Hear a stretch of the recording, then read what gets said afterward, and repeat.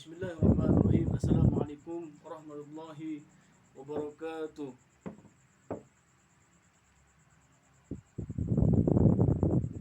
Al-Fatihah.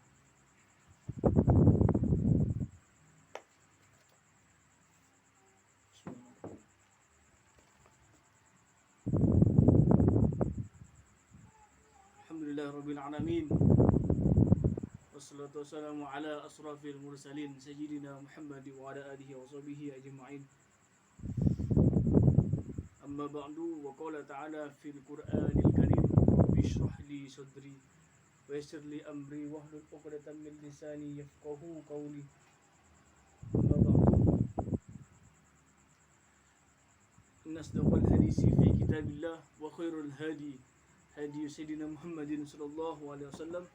Wasyarrul umuri muhdatsatuha wa kullu muhdatsatin bid'ah wa kullu bid'atin dhalalah wa kullu dhalalatin finnar. Allahumma inni a'udzubika an adilla aw udalla aw azilla aw uzalla aw adlima aw udlama aw ajhala aw yujhala alayya. Wa sallallahu ala sayyidina Muhammad wa ala alihi wa sahbihi wa sallam.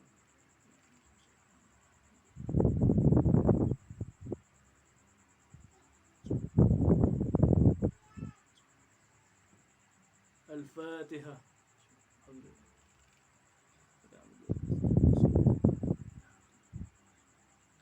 Alhamdulillah, bersyukur pada kesempatan yang penuh berkah ini kita dapat dipertemukan oleh Allah Subhanahu wa taala dalam kajian kita tentang keaswajaan, ke-N1. Salam dan salam tak lupa kita haturkan kepada Nabi akhir zaman, Nabi Muhammad sallallahu alaihi wasallam, yang telah membawa kita dari alam yang gelap gulita menuju alam yang terang benderang, dari alam kejahilan menuju alam kepintaran, cahaya nur yang kita rasakan pada hari ini. Saya dari channel NU Aswaja, barisan NU Aswaja, mengucapkan pertama-tama mohon maaf lahir dan batin kepada semua para subscriber, kepada semua, khususnya para ulama, para habaib, para kiai, para ustadz, para generasi muda NU. Mengucapkan mohon maaf apabila selama dalam konten saya pribadi ada kesalahan yang melukai hati, dari yang sengaja maupun tidak sengaja, karena al-fakir juga manusia, banyak kekurangan, banyak keterbatasan. Jadi mohon dimaafkan, mohon maaf lahir dan batin dari channel barisan NU Aswaja. Di bulan Ramadan saya jarang membuat konten. Kenapa? Karena bukan sibuk, tapi mengikuti rutinitas seperti biasanya. Ya, tadarusan, kemudian pengajian seperti biasanya pada umumnya. Kalau ada nuzul Quran, ya nuzul Quran. Ya, mungkin saya belum diberi hidayah untuk membuat konten pada bulan Ramadan. Tidak tergerak hati saya gitu. Alhamdulillah, puji syukur sekarang bisa tergerakkan lagi seperti itu, untuk membuat konten-konten, untuk belajar bersama, istilahnya belajar bersama tentang ke-NU-an, karena Nahdlatul Ulama, tentang keaswajaan seperti itu. Mohon sebentar.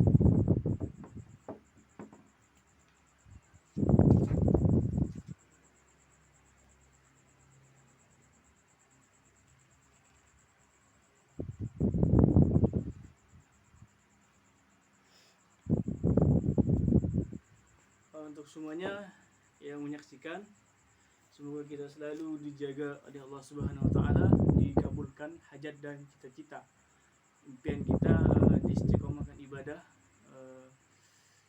diberikan diberikan kesehatan, terhindar dari bala bencana, serta selalu mendapat ridhonya Allah Subhanahu wa taala, serta nanti di akhirat serta di dunia akhirat mendapat syafaat dari baginda Nabi Muhammad sallallahu alaihi wasallam.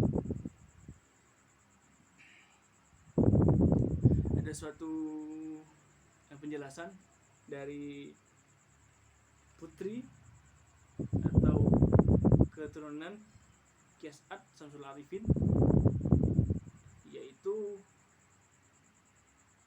anak perempuannya, putrinya, yaitu beliau masih hidup, Hajjah Makkiyah As'ad. Nah, sekarang mungkin pemangku Nurul Kone. Apa katanya beliau? As'ad itu pernah berkata, sering berkata tentang ibu ini. Apa katanya beliau yang saya nukil, yang saya dapat dari beliau? Nyai Hajjah Makkiyah, fizakumullahu jami'an, semoga dalam lindungan Allah Subhanahu wa taala. As'ad itu sering bilang, kulit saya ini ya NU. Kenapa saya begitu kentalnya sama NU? Kenapa saya begitu fanatik? Kenapa harus NU saya? Karena apa? Karena kulit saya ini NU, kulit beliau Ki As'ad. Sama mungkin Nyai Maki juga seperti itu pasti dengan statement yang sama dan dengan rasa yang sama. Kalau sudah merasakan dengan rasa yang sama, Nyai Maki juga pasti seperti itu. Apa kata Ki As'ad?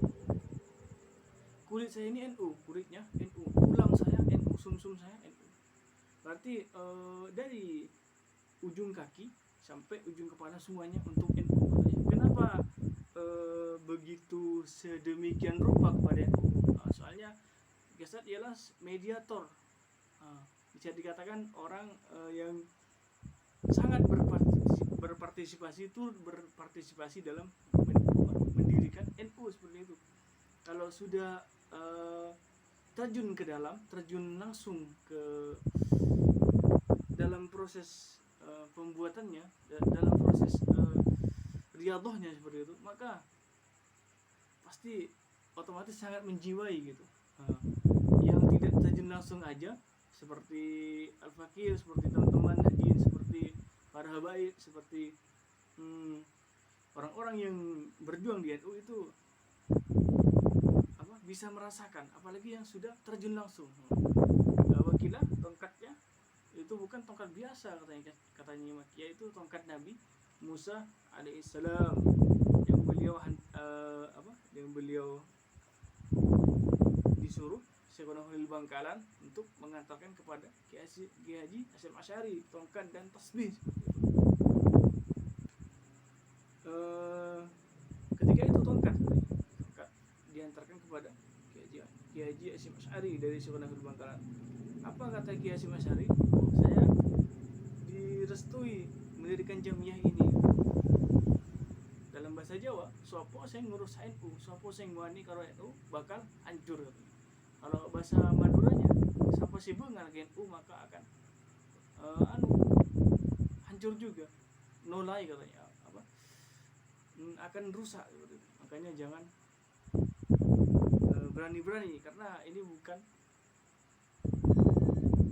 main-main seperti itu. Ahlussunnah wal Jamaah, Nahdlatul Ulama.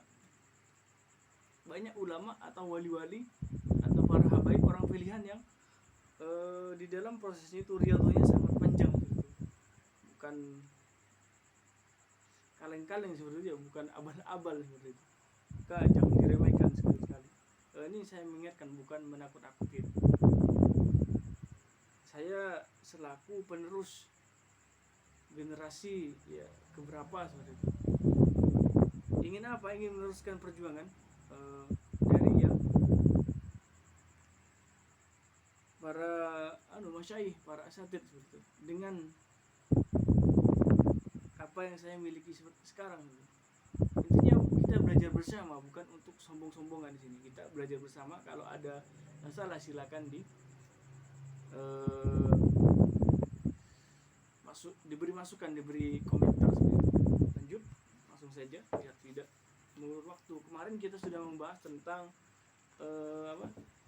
dari Mu'tazilah ke Ahlussunnah wal Jamaah. Siapa? Imam Abu Hasan Asy'ari gitu ya. Pada usianya 40 tahun yang kemarin.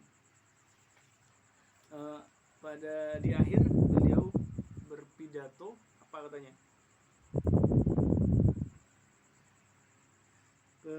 Ketidakpuasan Asy'ari dengan paham Mu'tazilah dapat pula dilihat dengan memperhatikan riwayat lain yang mengisahkan perdebatannya dengan Abu Ali Al-Jubai, gurunya. Suatu ketika Al-Asy'ari berdialog dengan gurunya. Siapa?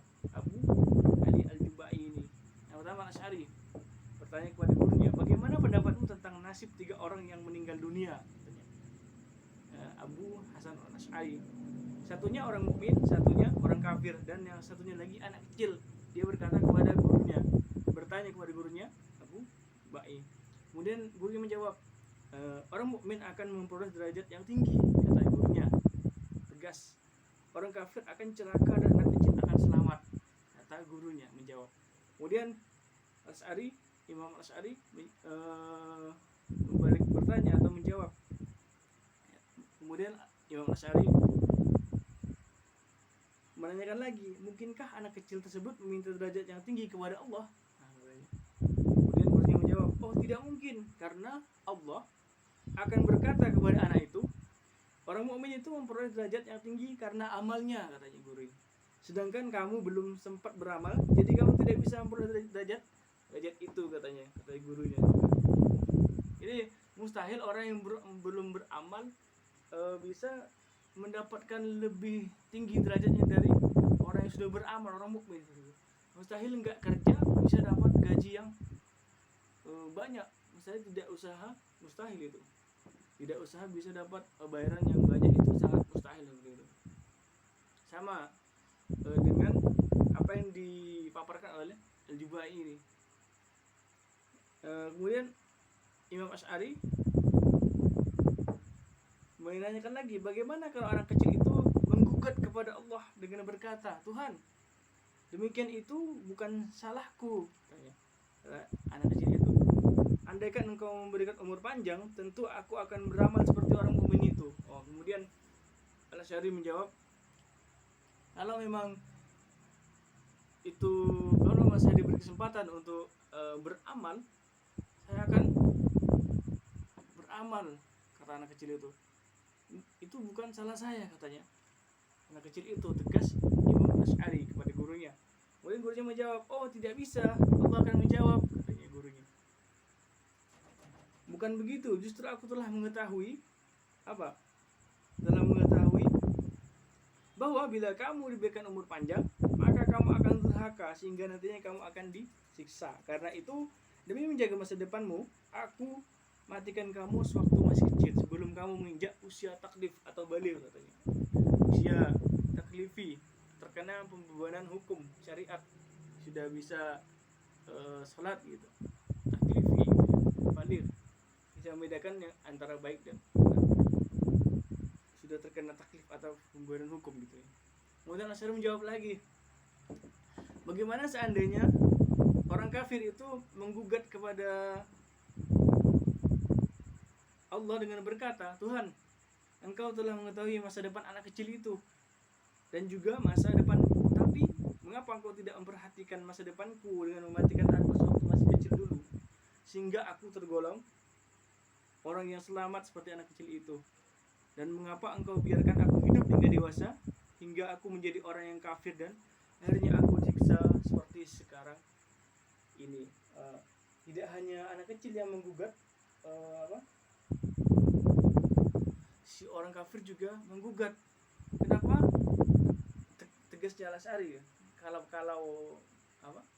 mau menggugat seperti itu, jika orang kafir itu menggugat, mengapa engkau matikan aku dalam kafir, ya Allah, katanya orang kafir itu. Sebagaimana anak kecil tadi yang menggugat bahwa kalau dia hidup maka akan bisa beramal seperti orang mukmin yang sangat banyak seperti itu. Mendengar pernyataan itu, Al-Asy'ari pernyataan Al-Asy'ari ini, Al-Jubai menghadapi jalan buntu dan tidak mampu memberi jawaban. Ia hanya berkata, sebagai berikut.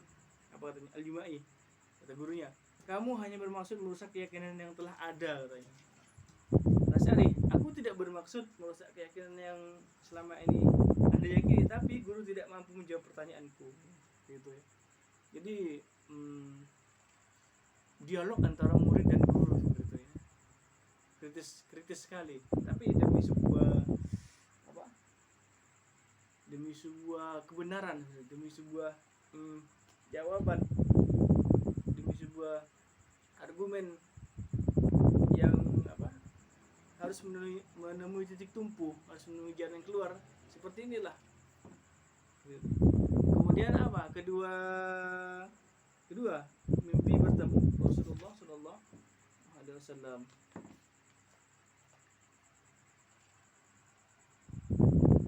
Suatu saat permulaan, ini yang pertama tadi ya, mengapa alasan Al-Asy'ari dari Mu'tazilah pindah ke Ahlussunnah wal Jamaah, ini alasan yang pertama, karena dialog tadi. Kemudian gurunya tidak bisa menjawab, dan dia menjawab apa? Kamu hanya bermaksud untuk merusak keyakinan yang telah ada, padahal tidak seperti itu juga. Kalau bisa dijawab dengan rasional.